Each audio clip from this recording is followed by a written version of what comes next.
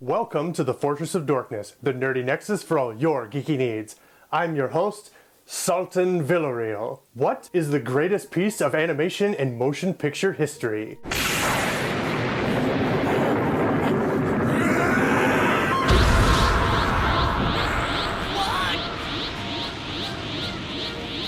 That question is obviously debatable, but in 1964, animator Richard Williams decided to have the final word on the matter. 3 decades later, and he's still combing the dictionary. Real history is unraveling the inky production behind the animated film The Thief and the Cobbler, also known as The Princess and the Cobbler, also known as Arabian Night, singular. This movie had a lot of names. In 1964, the Canadian-born Richard Williams was running his own animation studio out of England. You might recognize Williams' name from the 1988 film Who Framed Roger Rabbit, where he was the animation director on the project. Richard once had a dream, to take animation to heights it's never been. Little did he know his dream would wind up like this. Oh, shit.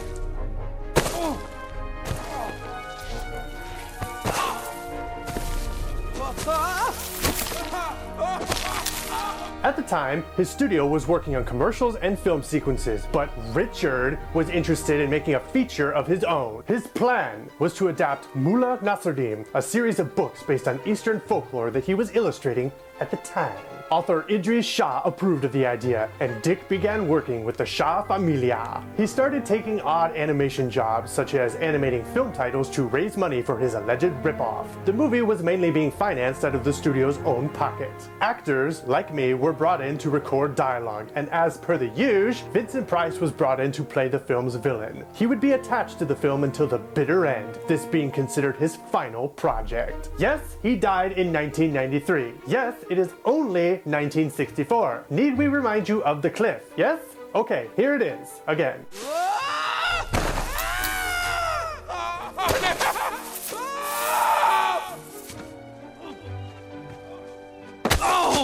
Happy now? Good. Keep that smile on your face, because Warner Brothers veteran Ken Harris was brought in to be the chief animator on the film. Over 3 hours of footage was, shall we say, colored in with motion. The footage was nothing more than a series of shorts cobbled together, and composer Howard Blake remarked that although the animation was stellar, the film needed something that it severely lacked. An idea, a Kevin Feige, a narrative, that's what it was, a narrative. And working with the Shah Familia was also proving difficult. They claimed 50% of the profits of the film, and Omar, no relation, brother of Idris, no relation, found himself working at the studio, no relation. Things came to a head when it was learnt that Shah's bookkeeper wasn't keeping track of the studio's finances, and Omar was most likely embezzling money. Who is he, Wonder Man? Did Brian Michael Bendis hate him too? Then, to the surprise of absolutely no one, in 1972, Williams and the Shahs had a falling out, the latter taking the rights of Nasruddin with them. But they didn't leave not Terry Gilliam completely empty-handed. A sole, minor character, a thief,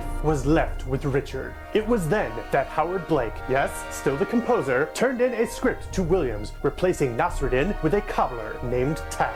With a cast of characters and the world already built, Williams altered his project to focus on his thief and this cobbler.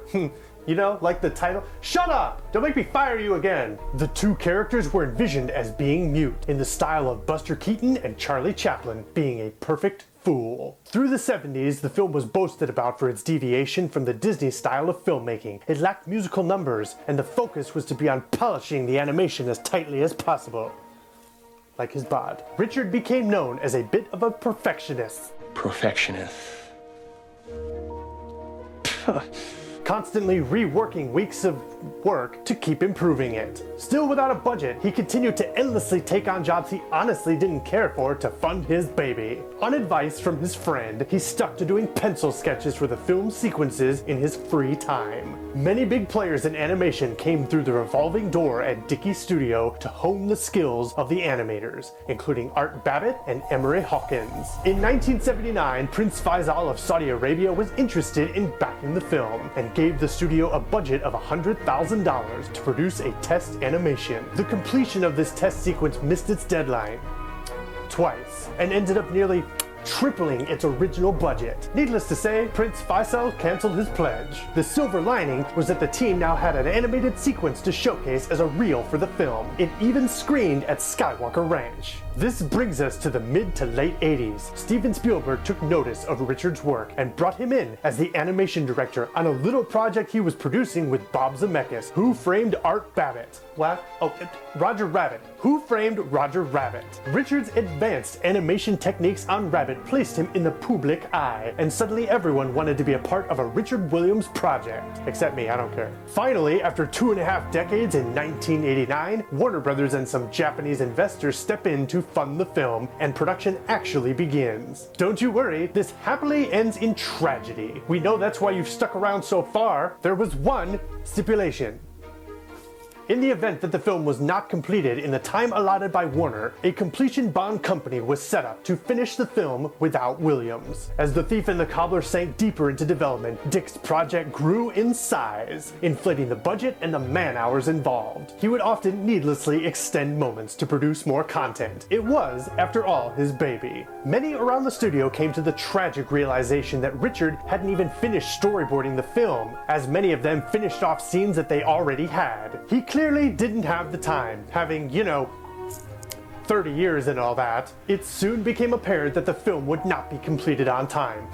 Really? The movie was left with a number of impressive sequences, but a less than impressive narrative. Soon, the Japanese investors dropped out due to a recession in Japan. A likely story. Vincent Price was actually surprised when Warner Brothers made the hard call and pulled out of the project as well. The film was removed from Williams' hands, and the completion bond company took over the production, adding songs and voices to the once mute characters, and finished the animation. Fred Calvert was the guy hired to do this daunting task, and even he had concerns that their sequences wouldn't match the beauteous scenes already produced by Dick's team. The film was released in 1993 anyway, under the title Arabian Night via Miramax. It was a disaster, earning close to only 1.5% of its budget at the box office. Miramax tried hard to market it against Disney's Aladdin, which only served to backfire on them. The film itself wasn't even released in the UK, its country of origin, until 2012.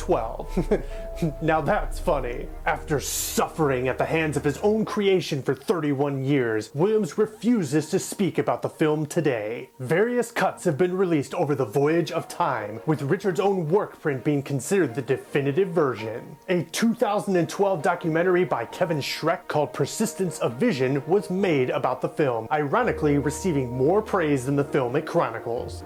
Dems the brakes, I guess. Looking back on this film is a mistake, but it is a visual masterpiece. Each piece of film was produced without the aid of computers, an impressive feat when one looks at some of these sequences.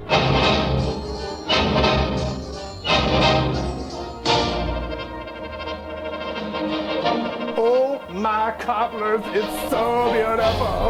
Can I be the thief and steal this film so that I can look at the cobbler's antics while I eat some pie? Much like Terry Gilliam, who ironically was considered by Warner to come in and consult on the film, Richard was an artist who suffered not only for, but from his own art. That's all we have for today. Leave your comments below and I'll refuse to respond to them after 31 years when a completion bond company takes away our channel. Please like, subscribe, and follow us on our social media. This has been Real History on the Fortress of Dorkness.